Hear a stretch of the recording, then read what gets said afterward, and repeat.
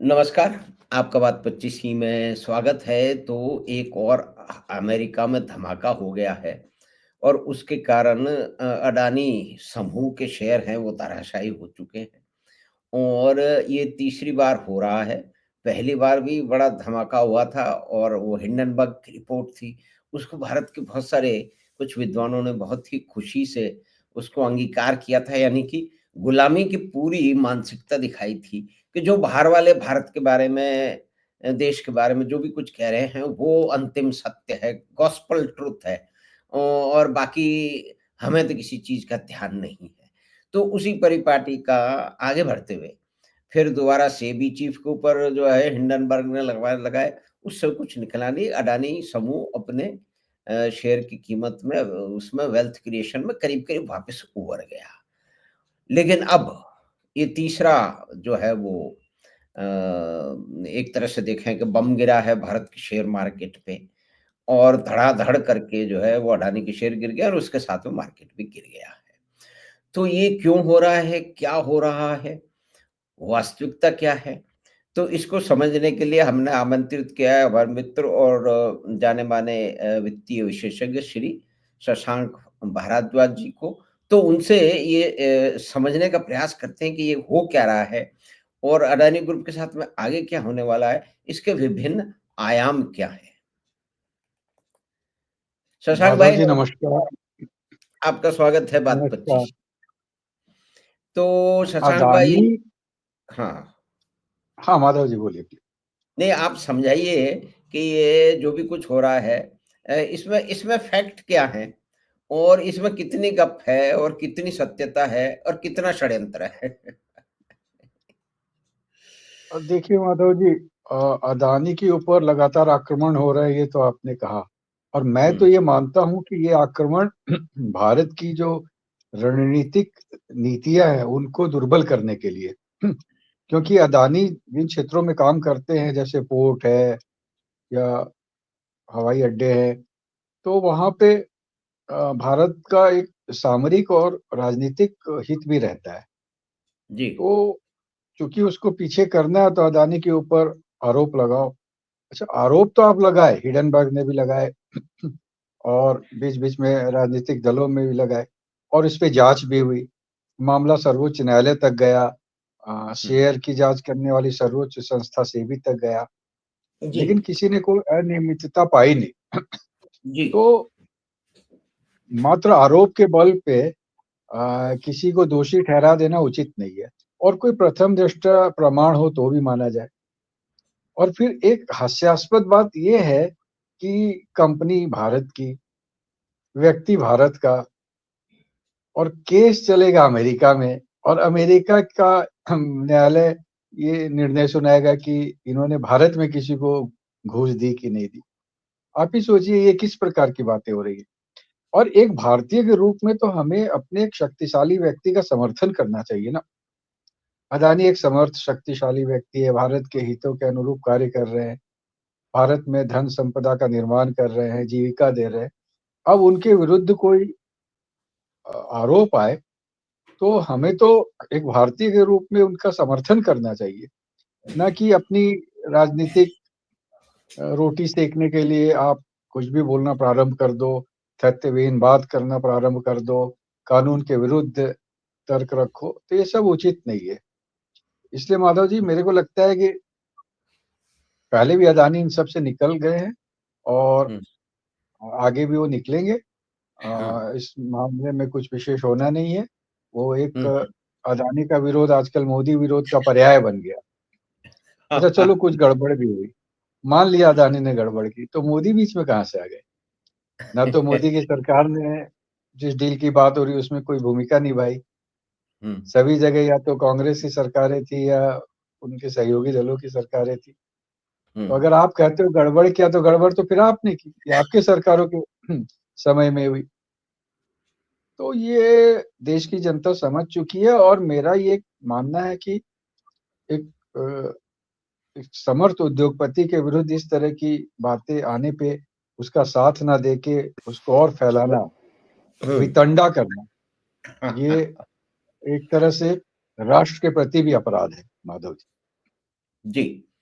तो इसमें जो शशांक भाई बातें सामने आ रही हैं, तो वो बड़ी रोचक है। वो रोचक यूँ है कि ये कहा गया कि आपने अमेरिका के इन्वेस्टर का पैसा लेके, वो $600 मिलियन कुछ लेके, उसमें से आपने $250 मिलियन की रिश्वत दे दी। अच्छा, दे दी, और ये दोनों बातें हैं कि आपने दे दी या देने की योजना बनाई। यानी कि जो अलेज्ड क्राइम है वो कमिट हो चुका है या कमिट होना बाकी है, ये इसके बारे में कोर्ट ने जो बोला है, उसमें जो एलिगेशन लगाए हैं, उसमें ये पक्का नहीं है। दूसरी बात है कि 11 लाख करोड़ की संपत्ति वाला अडानी समूह, अगर मान लीजिए किसी को रिश्वत भी देता है, दुनिया भर में पता नहीं रिश्वतें दी जा रही हैं, वो अच्छी बात नहीं है, लेकिन ये होता है। तो क्या आवश्यक है कि उसी पैसे में से निकाल के दी गई है? ये सिद्ध कैसे होगा? दूसरी बात ये है कि ये जो क्राइम कमिट हुआ है, वो भारत में हुआ है। तो भारत में क्या अमेरिकन कंपनियाँ वो करके आएँगी, और मतलब ये इसको इसको सिद्ध क्या होगा? एक हवाबाज़ी के अलावा एक राजनीतिक षड्यंत्र, एक शैडो है, षड्यंत्र है। और दूसरा ये भी कह रहे हैं कि अडानी साहब बहुत बड़ी गलती कर गए। वो गलती ये कर गए कि उन्होंने ट्रम्प साहब की बड़ी भारी तारीफ़ कर दी, दुनिया का महान नेता बता दिया जो दुनिया बदल देगा वगैरह-वगैरह। तो ये बुढ़ऊ को ठीक नहीं लगी, और बुढ़ऊ के जो पूरी डीप स्टेट है, और वो भई उस वहाँ की डीप स्टेट और भारत की डीप स्टेट में ऐसा बताते हैं, देखिए जानकार लोग बताते हैं कि बड़ा गहरा रिश्ता है।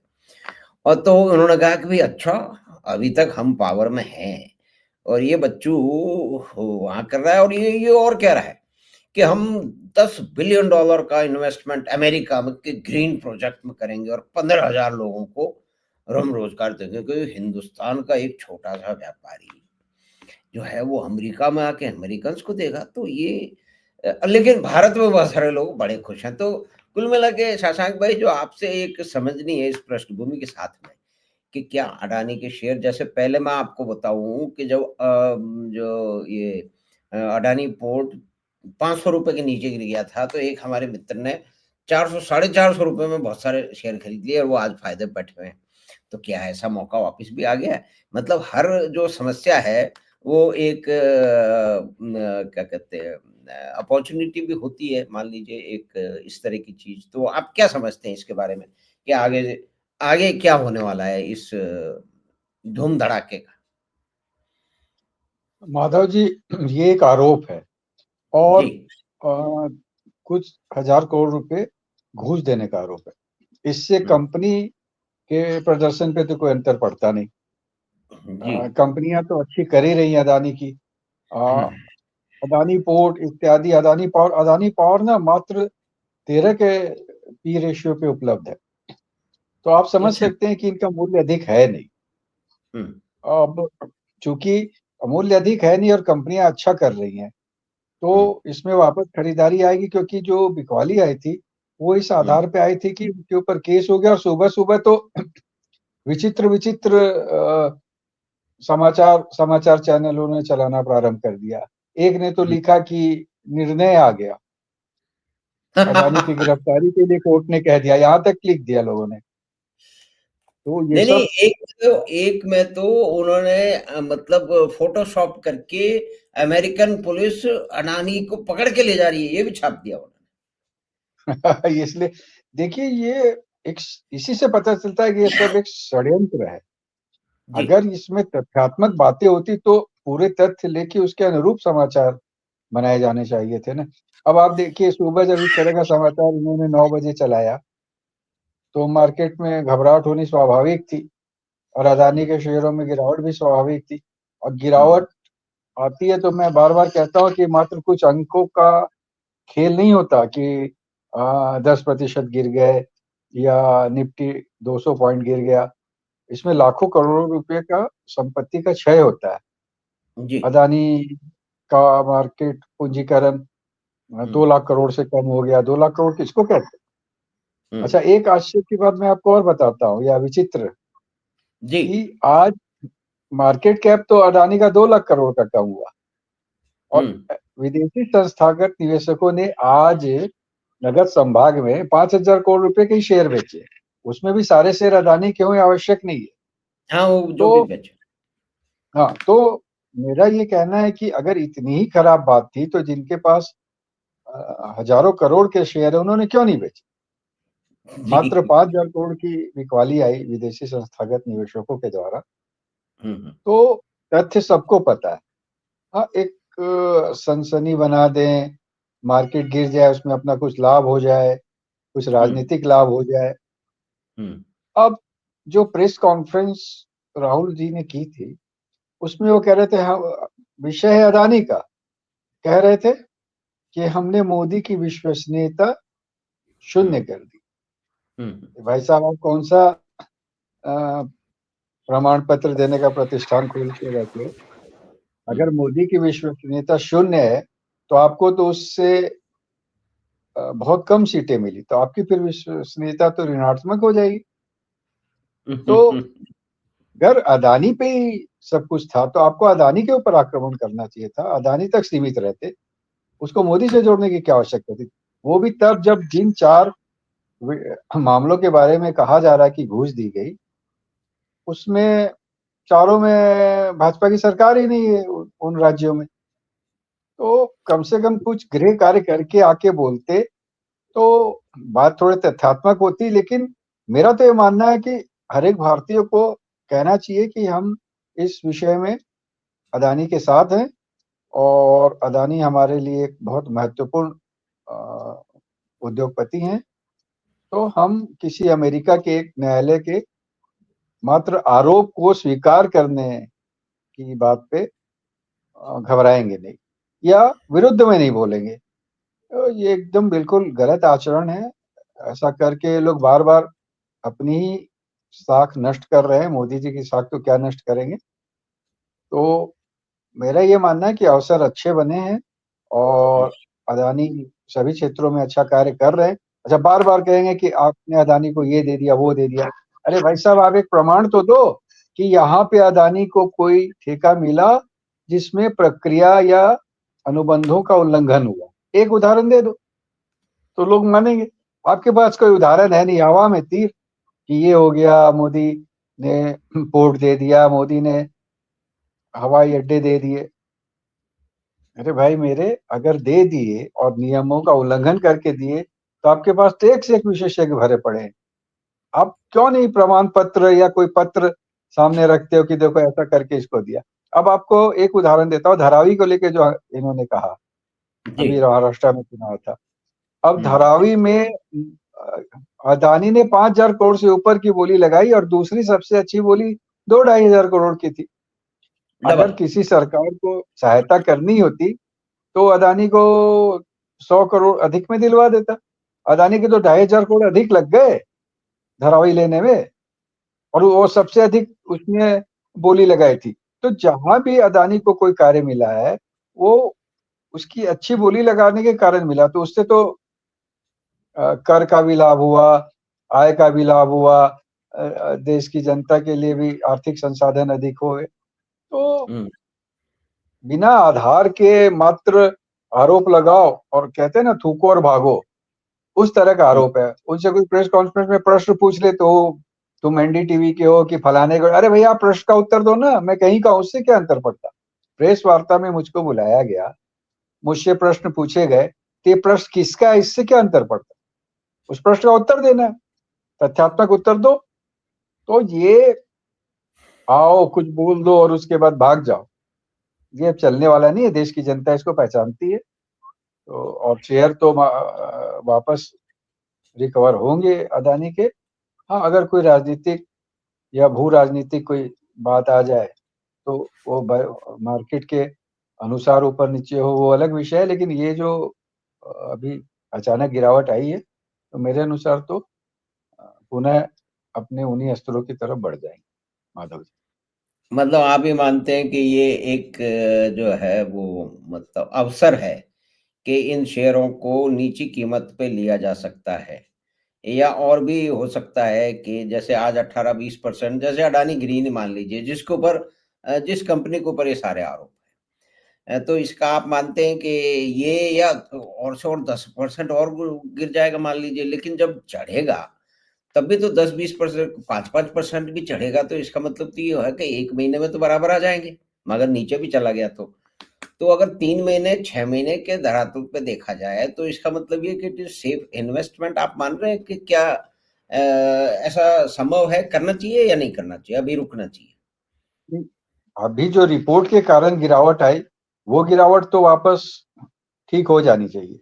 लेकिन अगर मान लीजिए मार्केट में ही कोई नई बात आ जाए या कोई पूरे मंदी का वातावरण बन जाए, तब अलग विषय है। लेकिन इस घटनाक्रम से जो गिरावट आनी थी, वो गिरावट तो मेरे अनुसार रिकवर हो जानी चाहिए, माधव जी। तो एक तो ये बात सामने लग रही है कि पूरे भारतीय तंत्र का, जिसके अंदर समाचार पत्र शामिल हैं, जिसमें बड़े-बड़े पत्रकार शामिल हैं, जिसमें टीवी चैनल शामिल हैं, जिसमें फाइनेंशियल एक्सपर्ट्स और ये क्या कहते इकोनॉमिक टाइम्स और ये सब, इनको किसी भी इस तरह की घटना को उसको सनसनी फैला के उसको प्रस्तुत करने की एक आदत लग चुकी है।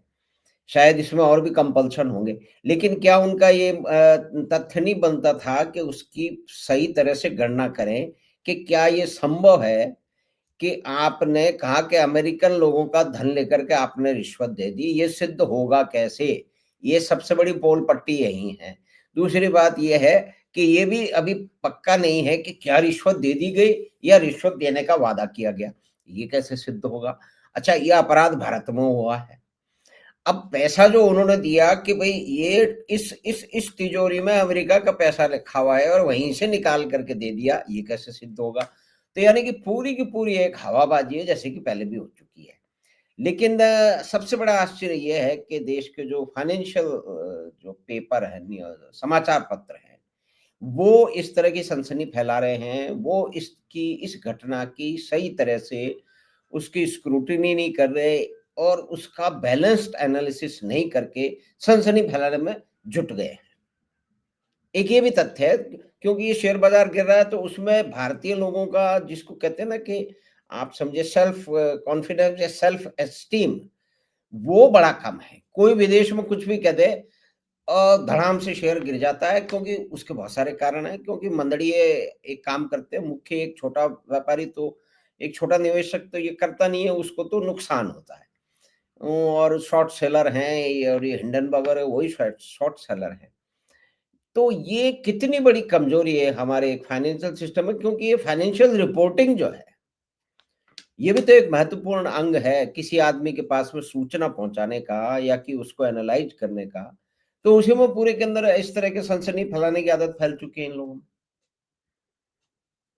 नहीं, इनको ये भी ध्यान रखना चाहिए कि अगर आप शेयर बाजार के लेके ऐसी बातें करते हैं, क्योंकि शेयर मार्केट बहुत संवेदनशील होता, वहां पे अगर आप कोई गलत बात कहते हैं तो आप राष्ट्र की संपत्ति का क्षय करते हैं, वो भी लाखों करोड़ रुपए में। तो ये एक जिम्मेवारी तय होनी चाहिए कि आप इस तरह की भ्रामक बातें ना फैलाएं। और हम्म। आप देखिए, अदानी तो बहाना है, मोदी निशाना है। हाँ, क्योंकि बात तो। अदानी पे आपको कोई गड़बड़ लग रही थी, तो आप अदानी तक सीमित रहते ना। इस मामले में तो मोदी की कोई भूमिका ही नहीं थी, तो आप मोदी मोदी क्यों चिल्लाने लगे? जो वो तो ये समाचार बात है। पत्र, हाँ, समाचार पत्र आप अ, देखते हैं जो इस तरह के विरोध में लिखते हैं, वो सब हम्म। निजी शत्रुता के एजेंडे के कारण ऐसा लिखते हैं। उनको कोई तथ्य सामने लाने के लिए ऐसा लिखना नहीं है। देखते हैं कि चलो कुछ उल्टा सीधा लिखो, इस बहाने शायद मोदी के बारे में कुछ गलत बातें आ जाए। लेकिन अब देश की जनता उतनी जागरूक है, इन विषयों को वो समझती है। उनको इतना, क्योंकि आप देख रहे हैं कि समाचार संवाद के माध्यम इतने हैं, जहाँ हर पक्ष अपनी बात रख सकता है, तो अब सरलता से वो मूर्ख बना नहीं सकते। इसलिए ये लोग कुछ भी लिखते रहे, ढिंढोरा पीटते रहे। मुझको तो हम्म। ध्यान है कि कुछ वर्ष पूर्व कुछ समाचार पत्र समूहों को ये घमंड था कि वो चाहेंगे उसके पक्ष में जनमत बना देंगे और उसी हम्म। की सरकार। बहुत सारे ऐसे लेकिन जब पत्रकार सामाजिक पत्रकार तो संवाद, मानते 30-40 एमपी की सीटें तो हम जितवा सकते हैं, हमारे हमारी जनता हमारी बात इतनी मानती है। हाँ लेकिन वो हाँ, सही हो गए। सोचते थे कि लिख देंगे तो जनता मान जाएगी, पर हाँ, अब चूंकि सामाजिक संवाद आ गया, जनता में भी कुछ अधिक जागरूकता आई है, ज्ञान वृद्धि हुई है, तो वो मानती नहीं। नहीं तो इनका बस चलता तो कब का अपने मन की सरकार बना लिए रहते। हाँ, तो हाँ। हाँ, तो ठीक है, लिखने दीजिए। और ऐसा लिख के ये अपनी ही छवि को नीचा करते हैं, अपनी विश्वसनीयता कम करते हैं। आप देखिए ना, जो आज से 10 वर्ष पूर्व के पत्रकार थे बड़े प्रसिद्ध, आज कौन पूछता हुँ, है उनको? क्यों? क्योंकि लोगों ने देख लिया कि भाई ये पत्रकार थोड़ी, ये तो प्रपंचकार है, प्रलापकार है। इसका कार्य मात्र अपने जो अवधारणाएं हैं उनको स्थापित करना है। इसको तथ्य या सत्य से कोई अर्थ ही नहीं है। तो देख लीजिए, वो सब मुख्य धारा की पत्रकारिता से बाहर हो गए। अब अपना गाल बजाते रहते हैं यूट्यूब पे। या एक और प्रवृत्ति है आजकल इनकी, दो ऐसे हुँ। महामूर्ख जुट जाते हैं और दोनों एक दूसरे की पीठ खुजाते रहते हैं, मुंह बना बना के। मेरा एक मित्र था, उसने बोला था हरियाणा में भाजपा को 10 सीटें आएंगी, हुँ, 10 सीटों पे सिमट जाएगी। और एक नमूना प्रेम कुमार है, वो अपने आप को हुँ, बड़ा विद्वान पत्रकार समझता है, वो भी है एकदम 10। जब परिणाम आए तो दिखे ही नहीं दोनों कहीं। तो 1 घंटे का यूट्यूब बना लेंगे, एक दूसरे की पीठ खुजा लेंगे, मुख्य धारे की पत्रकारिता में इनको कोई पूछता नहीं। तो ये हुँ, अपनी भड़ास निकाल लेते हैं। वही पत्रकार एक समाचार पत्र में संपादक था, तो वो आलेख लिखता था और अपना ही लिखा हुआ आलेख छापता था। तो मेरी उससे एक बार थोड़ी गर्मा गर्मी हो गई। मैंने हुँ, बोला, हुँ, सुनो पत्रकार महोदय, तुम जो लिखते हो ना वो सिर्फ तुम अपने समाचार पत्र में छाप सकते हो। अगर तुमको हुँ, कोई घमंड है कि तुम बहुत अच्छा लिखते हो तो तुम अपना प्रतिद्वंदी समाचार पत्र में भेजो, वो कूड़े के दान में मिलेगा अगले दिन। और हम लोग तो जिस समाचार पत्र में लिखते हैं वहां छपता है, तुम्हारे में भी छपता है, तो उसका मुंह देखने लायक था। तो ये एक प्रोपोगंडा मशीन है, लिखते रहते हैं, भड़ास निकालते रहते हैं। देश की जनता इनको पूछती, अगर देश की जनता इनके बोले से ही अपना जनमत बनाती तो इनके पक्ष की सरकार होती ना। अंततः तो मतदाता का मत निश्चित करेगा ना कि वो क्या समझ रहा है, उसको कौन अच्छा लग रहा है, किसकी नीति अच्छी लग रही है। किसी के बोलने से तो नहीं होगा ना, ये खराब है, ये ऐसा है, ये वैसा है। माधव जी। जी, तो फिलहाल तो आज का झटका काफ़ी बड़ा है और पहले से भी शेयर नीचे गिर रहे हैं। तो अगले हफ्ते में जैसे कि चुनाव के परिणाम भी आ जाएँगे, तो मोटा-मोटी आप कैसा समझते हैं कि मार्केट की दशा और दिशा कैसी रहेगी? अगर चुनाव परिणामों में भाजपा जीती जी। तो एक बहुत अच्छी रैली का आरंभ होगा, क्योंकि हुँ, हुँ, ट्रम्प भी अब अमेरिका के विधिवत राष्ट्रपति होने वाले हैं। हुँ, तो यहाँ से लेके हुँ, जो रैली चलेगी वो मेरे को लगता है अगला वर्ष पुनः एक अच्छी तेजी का वर्ष होगा। और चूंकि जो युद्ध की स्थितियां हैं वो उतनी हुँ, अब बिगड़ी हुई नहीं है। यूक्रेन रूस युद्ध हो रहा है, अब देखिए ना इजराइल ईरान में क्या हो रहा है किसी को पता ही नहीं। अब तो वो समाचारों में आना बंद हो गया है। इजराइल हमास में क्या हो रहा है समाचारों में आना बंद हो गया है। हुँ, हुँ, हुँ, और ट्रम्प ने जैसा कहा है कि वो युद्ध रुकवा देंगे, तो युद्ध तो अमेरिकी शस्त्रों पे ही चलता है। तो अगर ट्रम्प शस्त्र देना बंद कर देंगे तो ना तो यूक्रेन लड़ेगा, और इजराइल को भी वो थोड़ा रोक सकते हैं कि अभी मत लड़ो थोड़ा। तो हुँ, ये हुँ, सब बातें हैं। तो अगर युद्ध नहीं होगा तो क्रूड का मूल्य कम होगा, और जो निवेशक कहे जा रहे हैं कि ट्रिलियन डॉलर कैश लेके रखे हैं वो निवेश करने आएंगे। इस बीच में मंदी के कारण मार्केट का वैल्यूएशन भी आकर्षक हो गया है। और अ, अब तो सैकड़ों शेयर ऐसे हैं जो बहुत ही उचित मूल्यांकन पर उपलब्ध हैं। तो हुँ, हुँ। अच्छी तेजी देखी जानी अगले वर्ष।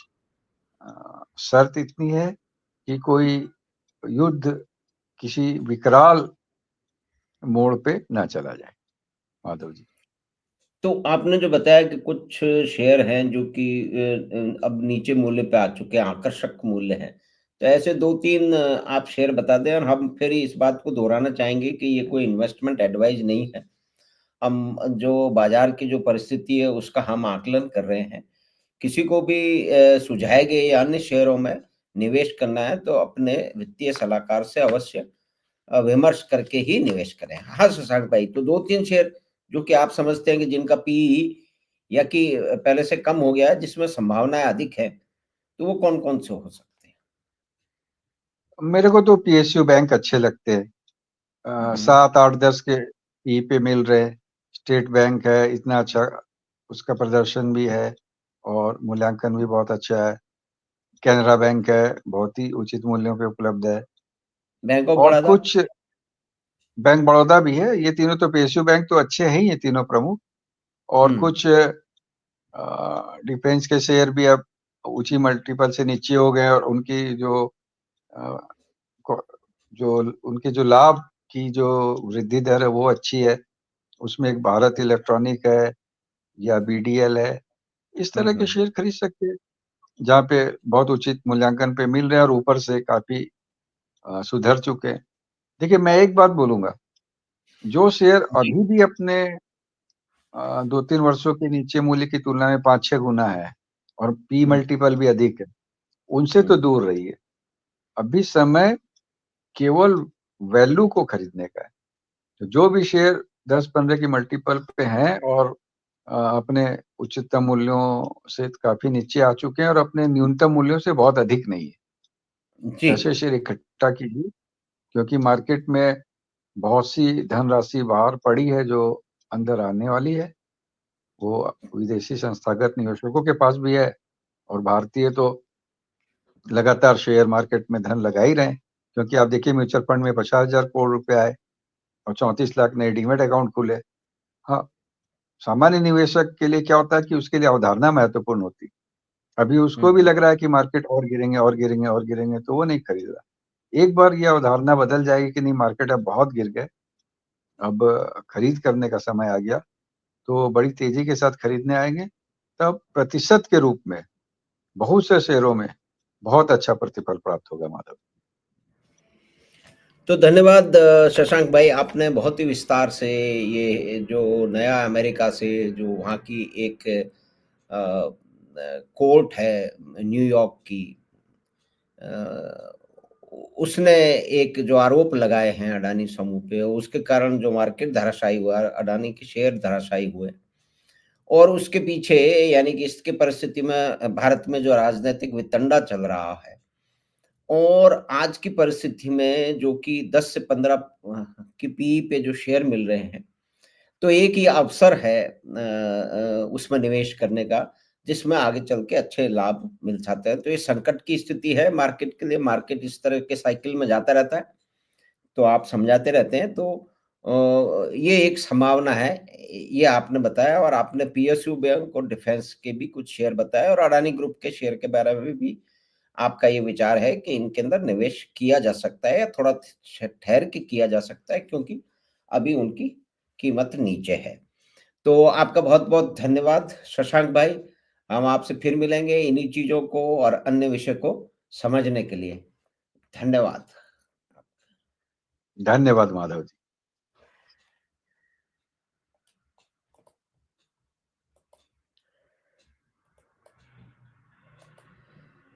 तो हमने बातचीत की जाने-माने वित्तीय विशेषज्ञ श्री शशांक भारद्वाज जी से।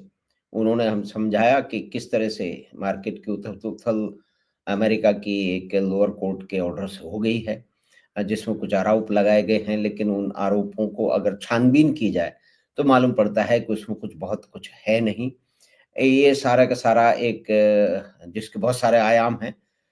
भारत और अमेरिका की डीप स्टेट है, उसके भी कुछ आयाम हैं। कुछ भारत के बढ़ते हुए ग्रुप जो अडानी है, जो कि विश्व स्तर पे जाने वाला है, उससे ईर्ष्या भी है। भारत के लोगों को तो बहुत सारे लोगों को है ही और जैसा कि शशांक भाई ने बताया कि वास्तविकता तो इस सारे वितरणे की ये है कि अडानी तो बहाना है, निशाना प्रधानमंत्री श्री नरेंद्र मोदी हैं। तो हमें आशा है कि ये बातचीत आपको पसंद आई होगी, तो आप चैनल बात 25 को सब्सक्राइब करें और लिंक अपने मित्रों और परिवार के साथ साझा करें। हम आपसे फिर मिलेंगे बात 25 की अगली बात में। धन्यवाद। नमस्कार।